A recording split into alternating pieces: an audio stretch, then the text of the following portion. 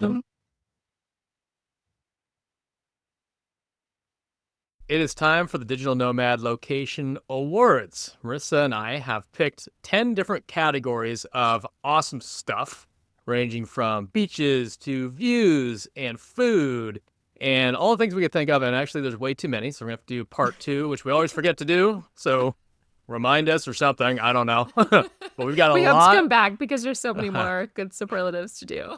Yeah, we've got a lot of fun categories of places that we've been, and we're going to give you the very best of each of them. And as per usual, we have no idea what each other are going to answer on these. Got a few I'm ideas. excited. I'm really excited to hear yours. I feel like you're probably getting pretty good at guessing what I know. my We should guess answers before are we at this answer. point. I might have to guess as we go. That'll be fun. And I also want to say the reason we're doing this episode is because we had a wonderful Beach Commute podcast listener who wrote us in and gave us this idea. So thank you if you're listening. But yeah, you recommended, you're like, I want to know your favorite big places, restaurants, views, all of that. So we're like, all right, we hear you. We're doing this episode. We love it. Thank you for writing us in. If you have any ideas you want to hear on the episodes, write us in hello@beachcommute.com because we love your ideas and we really take them to heart and do them. And they're always so fun. So We rarely don't do one. Like we've done just about every one, unless somebody like missed an episode that they wrote in about. Like, okay, we actually did do that sometimes one. But we table them if we need a certain guest or we want someone else to come on. Those take a little bit longer. Tax stuff, some community, there's a couple things. So if you're waiting, it's probably because we're waiting to get the right guest and we don't do this as often, but they're on our list. They're noted. We will get to them. And now we have a bunch. I feel like we actually have a bunch we need to get through. So they might not happen as quickly, but either way, we love when you write us in, let us know your ideas because this is, we're here to help you. So with that, should we jump right in, Jeff? Number one, the first award for the best beach for digital nomads goes to... Do you want me to go first? You know what I'm going to say? Yeah, I think so. I hope it's not the same as mine. I think it's not going to be what you think it is, and I know it's not. What do you think mine is? I was going to say Costa Rica. I knew you were going to say that. And I was like, I thought about it. I think Costa Rica is the best beach vibe, like the whole country beach vibe. But for the best beaches, I had like a hard time with this one because I was like, there's so many I wanted to say. So some of my contenders that didn't make it were, there's a bunch in Mexico that I love, in like Holbox, El Cuyo. There's like some tiny little towns, Isla Mujeres, that are beautiful around kind of near the Playa del Carmen, Tulum area. Costa Rica was up there. Sri Lanka was up there. Panama was actually up there. I was right. I just heard an email today to our list about a time in Panama. Underrated beaches. However, in Bocas? Yep. Your Bocas. The wrong side. You're on the wrong side. The sun's setting on the wrong side. That's true. Yeah. You don't get the sunsets there. That is very true. However, my top, and then all of a sudden I had to look through my Instagram and go back and be like, where did I travel to? I know I'm missing some beaches I've been to. And there's probably some better ones I haven't been to. However, my number one was the Philippines. The beaches there. What a wild card. Wild card. I knew you weren't going to guess it. I know, because mostly a lot of people don't work remotely from there because the Wi-Fi is not great. So when you're it's probably better now. I was there back in 2018. So all of those best beaches, you couldn't actually, like I was near one and there was a tropical storm and there was no Wi-Fi. Like, it's a disaster for remote work. It's getting better. There's some areas now. But as just the best beaches in the world, those are some of the top. Like, I sat there just jaw dropped, like, stunning. I can't believe this exists. This doesn't look real. My camera's never going to capture it. It's a white sand and bright blue water for miles. No one's around. It has there's like over 7,000 islands in the Philippines or something like that. It is insane. So it's not the best food there. It's not the best. There's a lot of things that are not the best in the Philippines. That's okay. We're one category locations. Best beaches, most beautiful. I haven't been to the Maldives, and I think I've been meaning to get there forever. I think that would be my top one, even though I haven't been there. So anyway, I have a lot to say about beaches, but Philippines makes it to my number one. So I'm guessing yours is Costa Rica. I went with Costa Rica. I went with Santa Teresa. I'm glad you did. Okay, tell me. I was stuck between why. Puerto and Santa Teresa, but Santa Teresa's better. I think it's better. I mean, it's very simple. Your Pacific side in the tropics, Sunsets. Amazing beach. But I think Santa Teresa is better, at least on that side, because it has that really, really long, shallow break. And then when the tide pulls out, it reflects the sunset. So you have two sunsets. You get one reflecting off and you got the one above. And it's jaw-dropping. It's just, you don't even believe it's real when you see it. You're like, how is this? It's one of those sunsets. It's just like, how is this real life? This is incredible.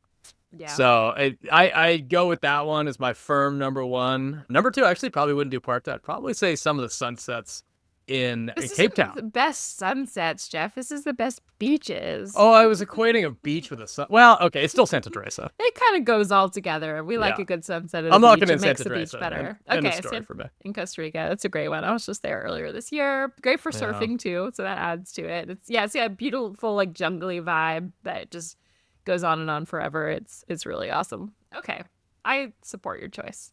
No, thank All right, you. number two. I'm gonna let you start. So number two for the best. Where, Jeff, do you find the best views? This is pretty open ended. This could be an I was gonna go tropically with this. tropically. You know, I was like that thinking Santa or Costa Rica, anywhere really. You know, even if you get up in the mountains, it's amazing. Mm-hmm. I was thinking a lot of wildlife, but then I thought just the views in South Africa were some of the most insane ones. Just as like a whole, maybe not one particular view, but just as a collection of holy shit, look at this view. Yeah. This is incredible, especially when you're any of the hikes that you're going on. Any of the hikes that you go on is like, whoa, that is incredible. So I'd say just in aggregate, the most amazing views, plural, I would say South Africa. I love it.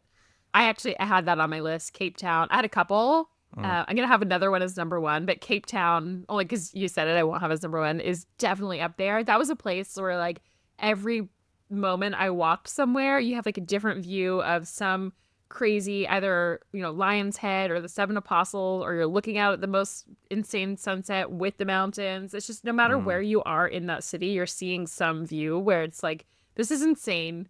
How is this real life? Like it is. And then when you get up in those hikes, when you're looking from those mountains out, you're just like, this isn't real life. So I 100% support you there. My number one was Mauritius. Some of the hikes that we did there, you would go up and the water was just like, you see those, like the bright blue water, and then like the ring. I'm forgetting the name of what that's called right now. It's going to come to me, but whatever it is, and you have the water key. It feels like you're in a ring of an island. Yeah, I know the can't name think of those things. The word. It's been a long day. An atoll. It's an atoll. An atoll. Yes, thank you. Atoll. Yeah, for the win. I don't know. Whatever it is. Some of the views where you hike up to, there's a mountain called Le Morne. When you go up to the top of this mountain, it's probably single-handedly the best view I have ever seen from anywhere. I need to like send a picture when we send out the email about this podcast, because it's just literally insane. And also in Mauritius, it's very different. Cape Town is, I mean, they're both up there, but everywhere you drive in Mauritius, you see these crazy kind of like Lion's Head type mountains just all over the place, where it's like you're at the grocery store and you're looking out at this insane mountain view, and it's just beautiful. It kind of feels like you're in Jurassic Park a little bit. I love that. It's cool. It's awesome. And then my third place, just had to make a little notable mention, is Santorini in Greece. That was one where I just remember thinking, I cannot capture this. My eyes won't remember how good it is, and my camera can't capture how pretty it is. Like the watercolor, it's awesome. So yeah, that's for the views. We got to do a Golden Raspberry Awards for the worst. What is too. that?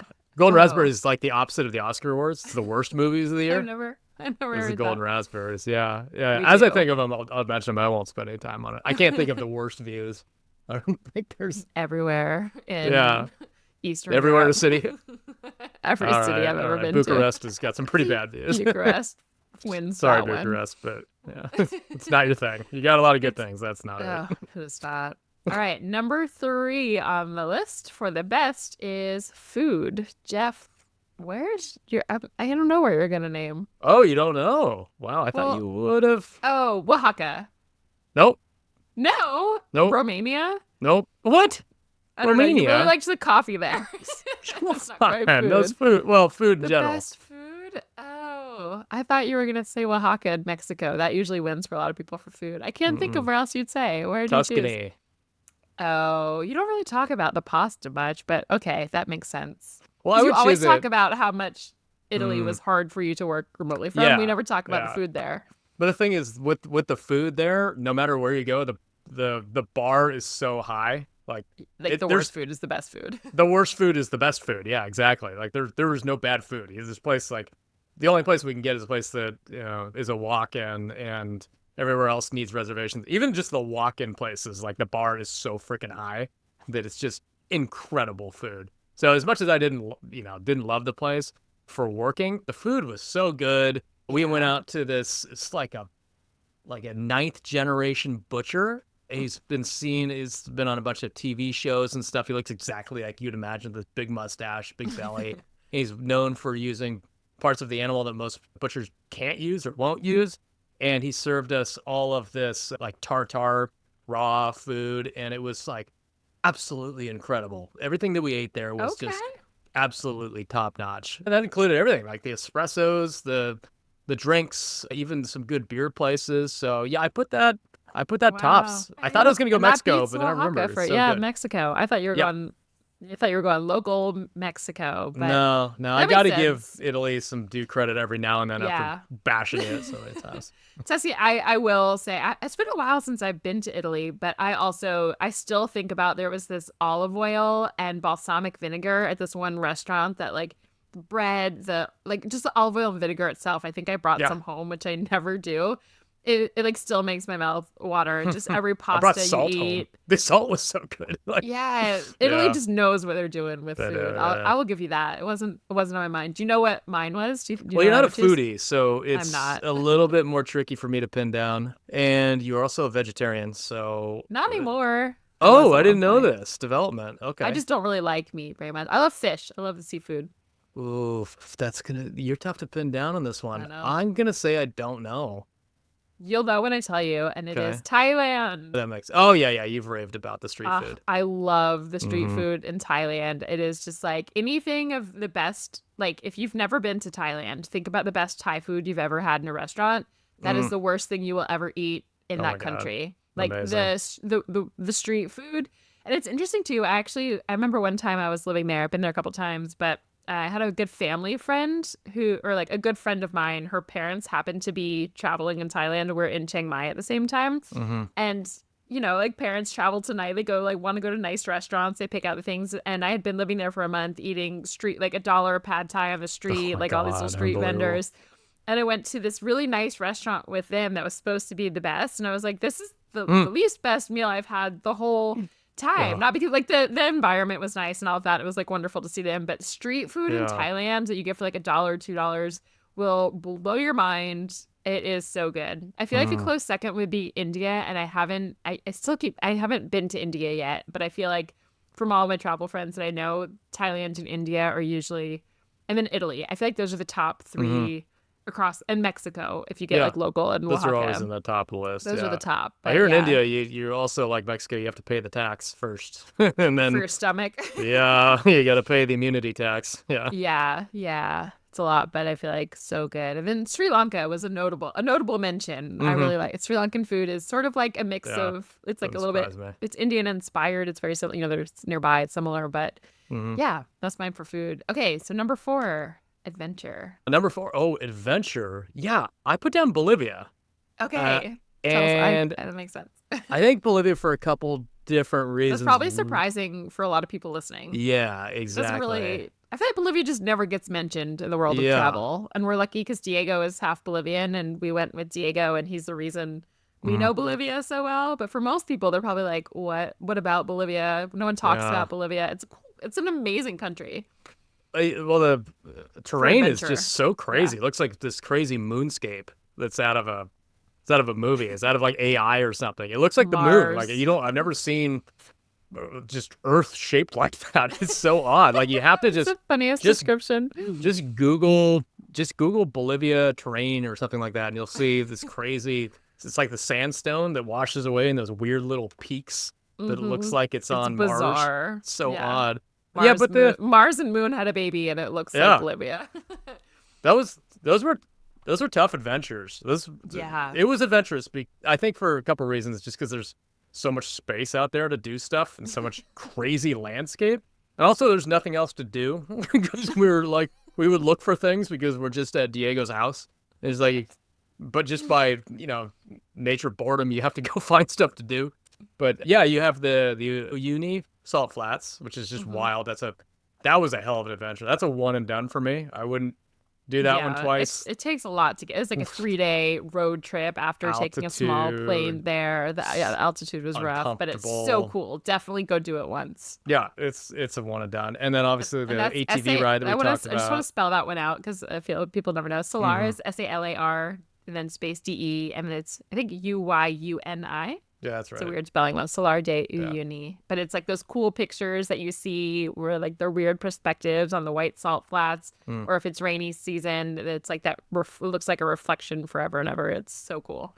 Yeah, that one, that was a huge adventure. That was a massive undertaking. I was beat after that. And also our ATV trip, 2-day ATV trip into the middle of nowhere and makeshift camping, launched ATVs off the sides of hills and things like that. That was a big... Did we do another one there? Wait, I think we need to do a notable mention when you say that within Bolivia, with ATVing, when you talk about adventure, it is a fucking wild west there to the point. I don't know if we haven't talked about this, I feel like in years, Jeff. On the first, before we did a 2-day ATV trip, we did a 1-day, just like, I think an afternoon ATV ride. Oh, yeah. We were on this mountain where there's like cliffs and a tree had fallen. There was 2 different places. The first tree that was kind of on a curve and we couldn't get our ATVs over it. We actually went with like a professional who had like taken us. This woman, she was like on half off the side of a mountain, like she would drive the ATVs around for us because we were not capable of doing it. I thought she was going to die. She literally was half off of it, like half on the road, half off the mountain, around a tree, under this, like over a ditch. And her heartbeat I don't know how she's... Up. No, she was just like, this is just a day in the life in Bolivia. This is like what you do. I have never seen anything like that. And then there was another tree in the road. We had to build like a bridge of trees. We were like collecting sticks and trees to build a bridge over a tree. A ramp, thank you for the word. To like drive over it and like push people because we couldn't. It was insane. Well, Bolivia's we crazy. also, at the end there, we ended up at El Alto, which is actually the highest elevation, like, big city in the world. It was at like, what was it, like 13,000, 14,000 feet. Anyways, we ended up there. I didn't even know where we were. I just saw trash all over the side of the road. Burning trash. I'm like, we're in the apocalypse now. And then it felt like we were in the apocalypse for sure. On Mars still. Going down the road, all of a sudden I see this dirt trail coming at me. I'm like, what the fuck is that? And they're dogs chasing. And they ran me off the road. I hit this jump like Evel Knievel. I don't know how I landed it. So I was on a motorcycle. Hit this jump.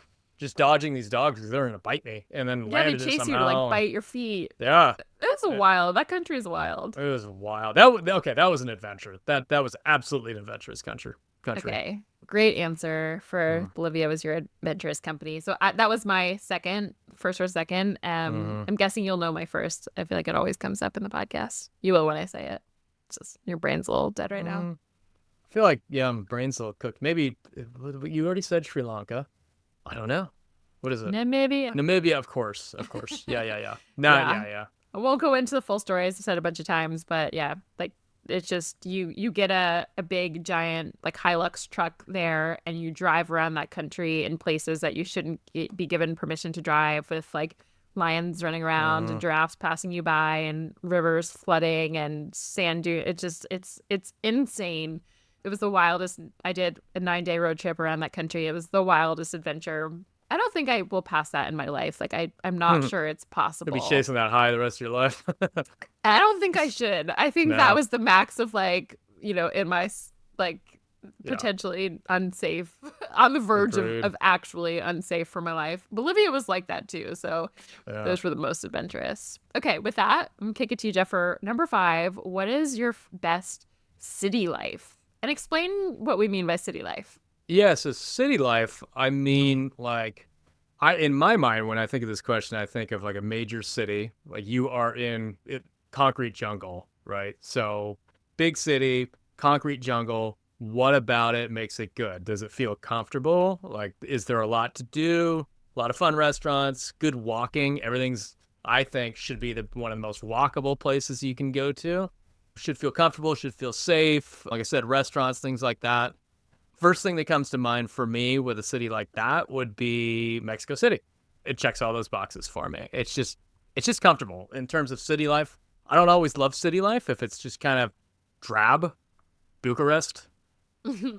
City life, yeah, not quite so much. But Mexico City is just vibrant, feels alive. I think that's a big part of it. Does it feel alive? Does it feel comfortable? Does it feel alive? And that does that for me. Love And it. this one is, what are you gonna answer for? I had a really hard time I know. because I bet you did. I hate traveling to cities. I had Yeah. to really think about this one. I have a couple to kind of mention. I feel like there's some I haven't been to yet. Like in my mind, I feel like Hong Kong would probably be this. I was thinking Tokyo would probably be pretty cool. Oh, I've been meaning yeah. to go to Japan a couple times. It keeps getting canceled. So I feel like there's some epic ones like that. I almost put Singapore because it's really cool, but it doesn't feel, it's like quiet. I think it's not really city life. It's just a cool looking city.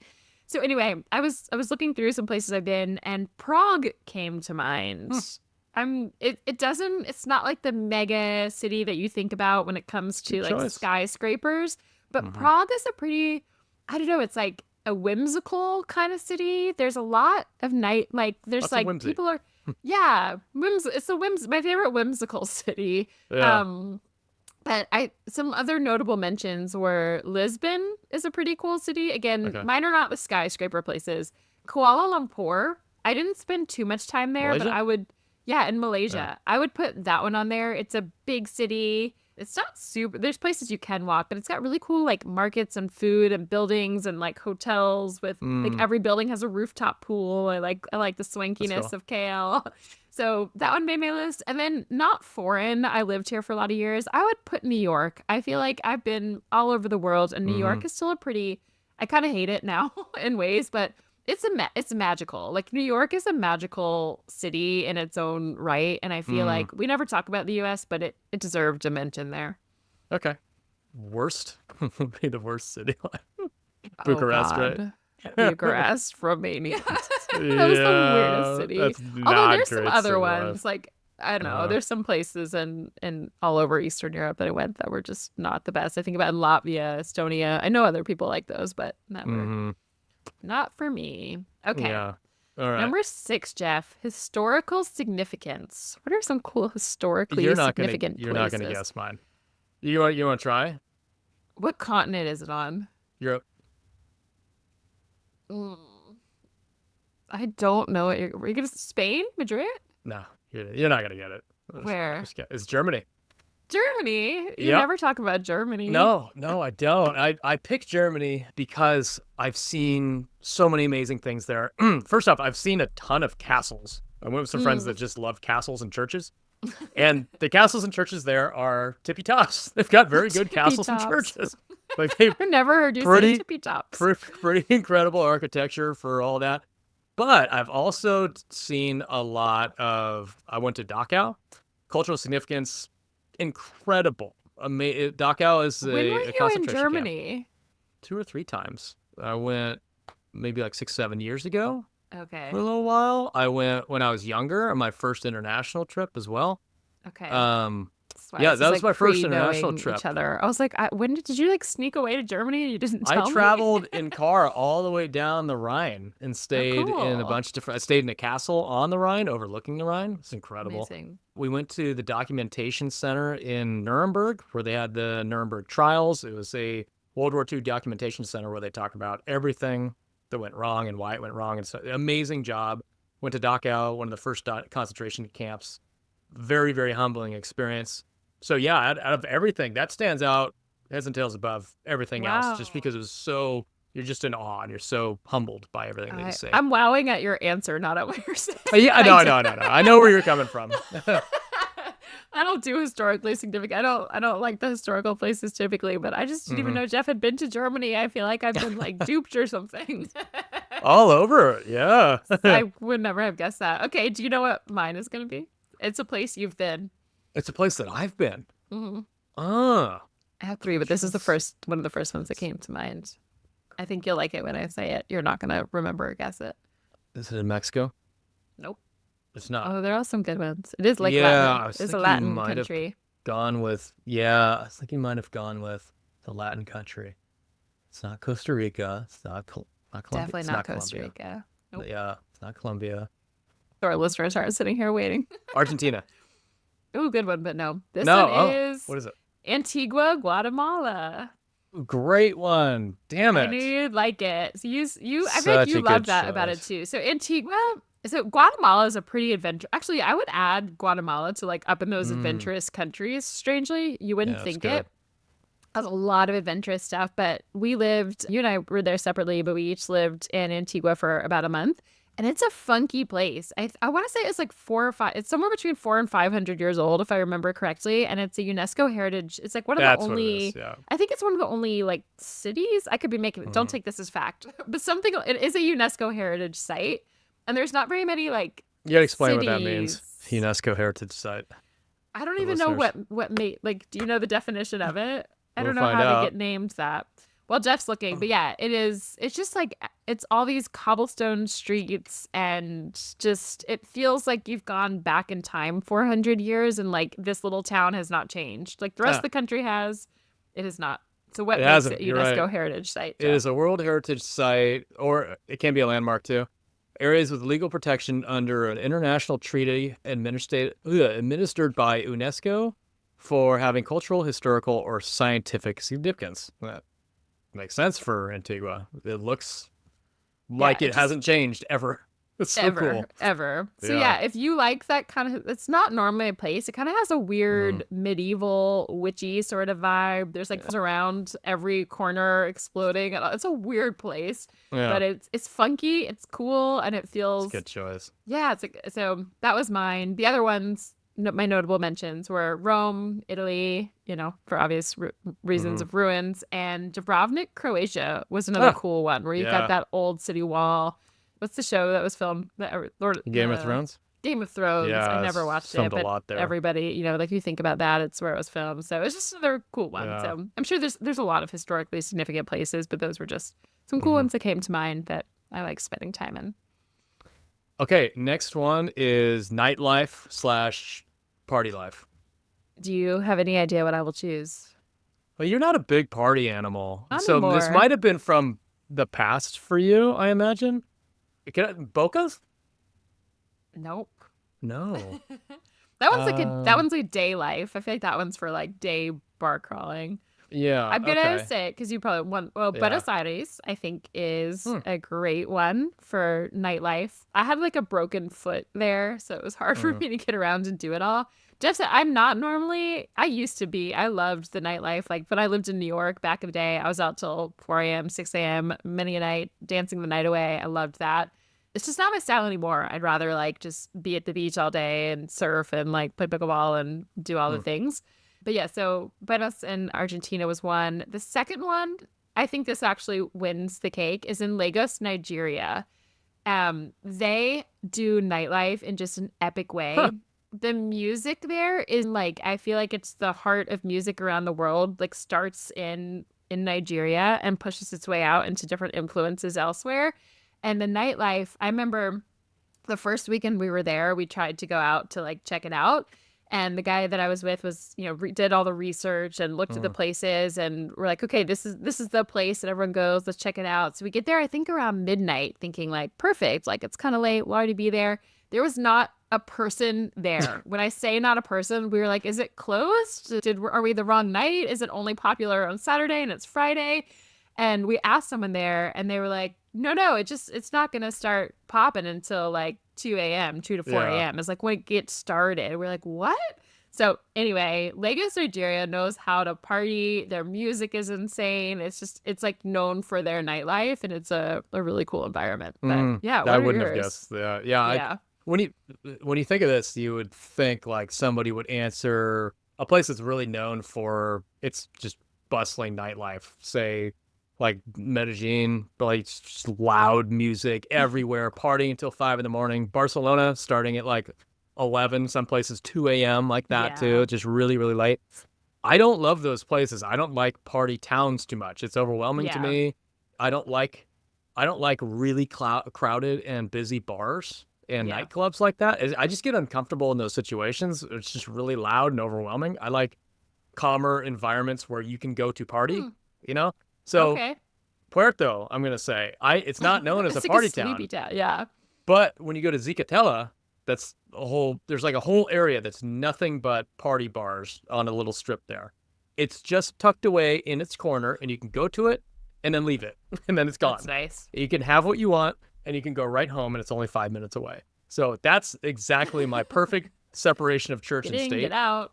Yeah, and I came back there at 6 a.m. a few times when I was there, for sure. I watched the sunrise on my own porch, and like, that's it. That's all I want. I want it tucked away in its own little corner. I want to access it when I want it, and then I want it gone when I don't want it. I don't want to be surrounded by it all the time. So it's like a perfect little balance of the two for me. That's fair. It's not a party town. That area is a party strip. Area, right. Yeah. Which is different than like Barcelona, where it's like all night, every day. Yeah. I will add, as you say that, I don't know why I didn't think about this. You're saying probably the most partying I've done in all my nomad times was in Playa del Carmen in Mexico. And it depends on the phase I'm in when I'm there. But Playa, it reminds me of what you say. It's like there's a strip where you step into it. It is popping till, at least 4 a.m. most nights. I would go out dancing and like just you walk the streets and it's vibrant. You can always find everything's kind of indoor outdoor. So it's easy you don't have to like go in and know where you're going or stay. You just like pop in, you dance for a while, it's loud music, you leave, you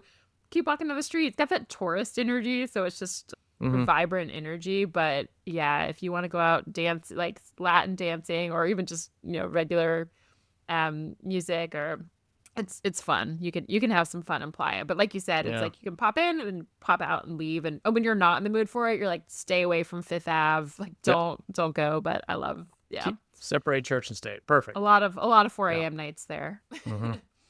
Okay, what's next? The next one is work focus. Best places for focusing on work / co-working vibe. You go first. What are yours? I have no idea what you're gonna say. My criteria for this is there's nothing else to do. There's no distractions. So that was Serbia for me, because there's literally nothing around for tens of miles. This is the Mokran house. Is a co-working compound. I better know way to put it. Compound / look like a drug rehab center. There's nothing else to do in there besides kick a soccer ball around. So naturally, you end up working a lot more when there's no distractions around. So not just Serbia, but specifically Mokran House, co-working house in Serbia, in the village. Okay. I was thinking, so if you were to also name like a whole kind of town or city, like is there anywhere else that you feel like it's just a bunch of places you like to work, or other? I like co-working places that I like to work. Yeah, not because there's nothing to do, but because you're inspired by the kind of co-working or cafe vibes. There's a lot in Medellin. There's a ton of good co-working there. That's what I thought you were going to say if I had to guess. Yeah, tons. I mean, co-working spaces and laptop-friendly cafes all over the place. So yeah, I'd put Medellin on the list as well, easily. Nice. Yeah.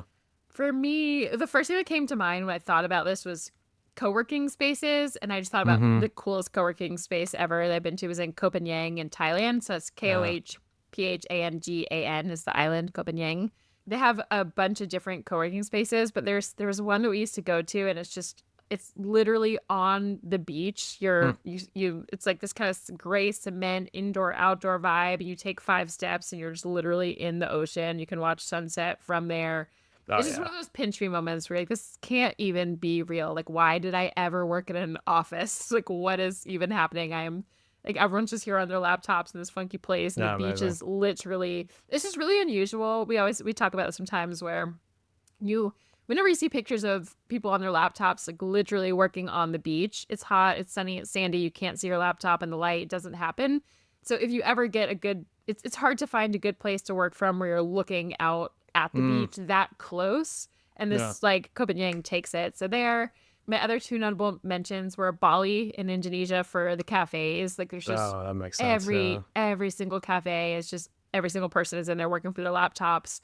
It's laptop friendly. They don't judge you for it. They understand it. They're very like vibey in terms of like the look of it. They've all got Wi-Fi. So Bali is, and there's tons of actual co-working spaces too.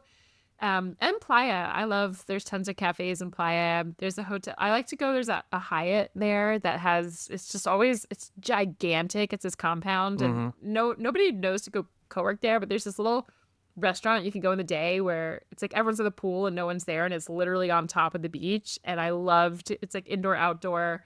One of my favorite places in the world to work is at the Hyatt in Playa del Carmen. Oh, amazing. So that's another one. Dishonorable mention will go to Florence in Italy. the worst. The worst place to the work. worst Wi-Fi. Tulum is also one of the Wi-Fi. It's probably better now, right? Yeah, it's probably better now. It used to be like the worst and no cell service. It's still hard, but better now. There's definitely some places to work now. Okay, number 9. Number 9 is best nature. I think you will not guess where I'm going to choose. Do you have any idea? I don't know what you would choose because either. I feel like that's where you lean So into many the most, places. and you've probably got a lot to choose There's from. so many. How about Patagonia? Ooh, that's a good one. I didn't choose it, but it's yeah, I did that. I feel like that's more of a travel-y place versus working remotely from. I guess it doesn't really matter, just for nature. Yeah, Patagonia is definitely up there in Chile, and then also like on the Argentinian side as well. Yeah, that could have definitely made it. The one that I chose, and I feel like I didn't go with the tropical beachy vibes because I feel like that fits so many other things. So I'm gonna exclude that from my favorite nature. And if I had to choose somewhere else, the first one that came to mind was Bansko in Bulgaria, which I knew that was gonna throw you for a loop. Yeah. When I think of nature, when I got there, it's hard to explain it. There's this river that runs. It's like this little ski town. It's a ski town in the winter. I was there in the summer. There's this river that just runs through it, and then it goes to. They have those water wheels like from like the 18th century, and there's this little like river that runs through the cement through the whole town, just kind of like pulls through, and there's all these little water wheels. And it just smells like pine trees. It's the freshest air ever. You could walk 10 steps in any direction and you'll find another stream and a place to hike into into pine trees. It's just surrounded. It's that nature, that like pine tree nature vibe, and tons of lakes everywhere. It's different than my normal, and it's mountainous. Like there's beautiful mountains. Yeah. So it just felt like everywhere I worked, like all the restaurants and the cafes looked out at mountains and creeks and rivers, and you're in this cute little ski town. I don't know. It's hard to explain it, but yeah, Bansko, Bulgaria weirdly takes the cake for that one. Really surprising to me that you would say that. There's a lot of places I could say, but that's what I'm going with. Okay. What is yours? I have absolutely no idea. It's probably not the correct choice, but it's the most vibey, emotional choice for me, and it's probably the Caribbean side of Costa Rica. Okay. I love that. I would choose that if I were to do beaches. That and Sri Lanka, but I yes. absolutely love it. I like the howler monkeys. I like the jungle. I like the crazy looking insects. I like the trees, the beach. Like all of it just feels like I don't know. You're just immersed in it. Even like if you go towards the center, towards Arenal, that's super fun too. The volcano and walking through the jungle and everything. Just I don't know, it just feels good. It's not the most like nature rich place I've ever been to. I think it is. It's like one of the most biodiverse places. The animals there. Yeah, I would. No, you're right. It is one of the most biodiverse places in the world. That's true. Costa Rica is known for its nature, for sure. I stand by it. Costa Rica for me. I support you. Costa Rica's just winning across the board here. Except it's doing for food. well. It's doing well. Minus food, it's the best for everything else. Yeah. Maybe not nightlife. Okay, last one, drum roll, is accommodations. I also don't know where you're going to pick. I really Maybe struggled. Colombia somewhere? I really struggled with this one because I didn't know what exactly to balance. 'Cause it's like your daily accommodations that you live in, sure. Also, awesome accommodations for weekend trips and adventures. Okay. Cost, I don't know. So I just went with Mexico at large because I've stayed in some really, really awesome places that I've lived in. I've stayed in some amazing weekend trip places that I've gone to. So in all, it just felt like the most well-rounded answer for it. So yeah, I would go with that. I wouldn't go with Colombia because it's there's some good weekend spots, but just the day-to-day living there is kind of expensive, and it's and depending on where you get, you're like very, very bustling city areas. It's like just don't particularly love that. Yeah. It can be good, but it wouldn't be my favorite. But I did struggle with that one quite a bit. What'd you get for yours? Yeah, I'm glad you defined it first because it does make a big difference. For me, I was thinking of where can I always count on good accommodations that's pretty easy to find. This is everyone likes different things. I personally really love modern buildings. I know some people love old charm and like the older the better, the charmier the better. I want new energy, new buildings, glass, like or open air. Hospital, I want no sterile. walls. Yeah, basically. Fuck. But like cozy inside, but sterile. New Yeah. energy. I just like new. So for me, Playa del Carmen actually took this. It's not the most beautiful place. I remember the first time, people, I had heard other nomads were like, "Oh, we love Playa." And I remember the first day I was there, like when I arrived, I was like, "Why? Like, what the fuck was everyone saying? This place is so ugly. The buildings are ugly. There's wires everywhere. The sidewalks aren't even. Like nothing. It's kind of like Los Angeles in that way, where it's like this isn't a pretty city. The buildings are ugly.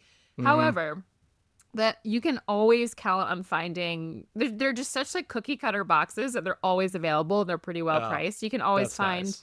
really modern condos that are just they're clean, they've got a doorman, usually like a rooftop pool if that's what you're looking for, and it's just easy to come by. Like there's a lot of other places where you have to hunt to find, like you can find gems anywhere you go, but sometimes it's like you spend 5-6 days browsing Airbnb until you find the perfect thing pop up, or it's hard. So part of mine was the ease of finding that. So Playa is like you can always just count on like a cookie cutter That's modern important. condo there for a good Access price. to decent accommodations that are affordable. I think that's Yeah. probably the right way to look at this question.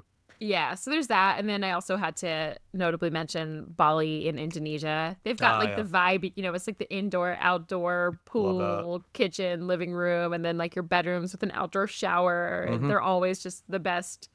Like the decorations are amazing. So I think Bali is always, everywhere there is really awesome. So I had to say that as well.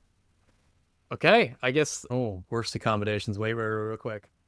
Dishonorable mention is a place in Salento. We stayed in the spot that somebody else booked, and now that I always check accommodations because I've got princessa vibes and I need to have my cozy space. This place, no windows, and the bed was concrete. I put my knee on it and it hurt my knee. I'm like, what in the hell? It was an absolute cave with a concrete bed. It was awful. And there was also a place in Cartagena, which was hilarious. It was so dingy and crappy. Had like yellow stained sheets. It had a sink that just poured into the spout in the bottom of the sink poured into a drain on the ground, opened it, splashed all over your feet. And it was so scary. I Jason Bourne it, took all my money and split it up and took apart the TV and put it in because I knew somebody's going to break in that place. It was an absolute dump. So I think that's top on the dishonorable mention. That's your worst. Mine, I think Cuba is one of the hardest countries to find accommodations in because everything's just like really old infrastructure. Our place was like locked from the you had to have a key from the inside or you couldn't get out. And that's not a fire hazard. Jesus Christ. It's so dangerous. And you had to take a hot shower. You had to heat a pilot in the kitchen on the ceiling that would heat the bath. It was like a disaster. But Latvia was one of my least favorite. And weirdly, I think in Buenos Aires in Argentina is really hard to find good accommodations too. Everything's kind of older and not my jam. Crappy. Yeah, I agree with that. But that was, we went through a lot. I really like this episode. We have so many more superlatives to do, so many other top favorite places for lots of different categories. So we will be on the lookout if you like this one. Also, if you don't yet have a remote job and you would love the freedom to travel to all these places, so you can either check all the boxes of all the favorite places that Jeff and I just said, or create your own and let us know so you can explore the world and choose your own favorite restaurants and food and nightlife and cities and accommodations and towns and beaches and all the things. Don't forget to join our email list, beachcommute.com/email. We send out remote job listings each day from companies that actually let you work from anywhere and give you lots of resources to help you find a remote job so that you can live this lifestyle too. So again, go to beachcommute.com/email if you want to sign up there. And if you like this episode, we'd be so grateful if you can give a 5-star review on Apple or Spotify or wherever you're listening. Just takes a couple seconds to open up and press the stars. It really helps other people find this so they can find the best places to travel to, like you just heard. And Jeff, is there anything else we're missing? No, I think that covers everything for this week. Awesome. Well, we hope you enjoyed it, and we'll see you next week.